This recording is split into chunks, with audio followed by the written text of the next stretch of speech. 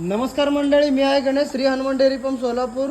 आज संध्याकाळचा video cover करत आहे। काही शेतकऱ्यांचं म्हणणं आहे की हरियाणाची मोरा म्हैस लवकर गाभ धरत नाही, लवकर हळजत नाही। बघू शकता, उदाहरणा खातर आपण हे व्हिडिओ कव्हर करत आहे। आमच्या गोट्यामधील मागच्या वर्षी ही रेडी आम्ही आणली होती सेकंड टाइमर, आता ही थर्ड टाइमरला आज बाळ देत आहे। बघू शकता, थोड्या वेळात तिची डिलिव्हरी होईल। अशाच प्रकारे ही दुसरी पण म्हैस गाभ आहे। टोटली माझ्या गोट्यामध्ये 32 म्हशी गाभ आहेत। म्हणजे रिझल्ट म्हणायला गेलं तर पूर्ण तर सक्सेसफुल रिझल्ट आहे आपल्या गोट्यामध्ये।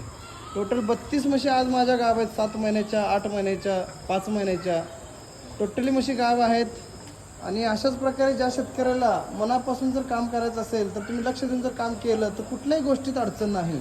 बघू शकता, ह्या म्हशीचा आज पिल्लू म्हणजे नवीन रेडी देत आहे।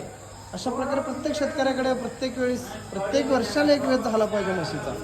बघू शकता, तिची डिलिव्हरी आपोआप व्यवस्थित झाली पाहिजे आणि वस्त्र पडताना त्याचं झार वगैरे व्यवस्थित पडलं पाहिजे आणि त्या तोंडातील घाण व्यवस्थित काढलं पाहिजे। अशा प्रकारे बघू शकता, अशी काळजी घेतली पाहिजे।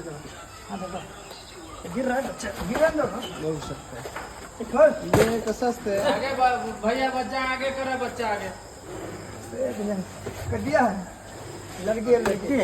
रेडी झालेली आहे। आमच्या बादल जातीच्या रेड्याकडून ही म्हैस गाभ होती। आज तिने 17-18 लिटर दूध दिली ती मागच्या वर्षी ह्या रेडीनं। नुकतंच बाळ दिलेलं आहे। एकदम अडर पोझिशन बघा, 17-18 लिटर मागच्या वर्षीचं रेकॉर्ड आहे।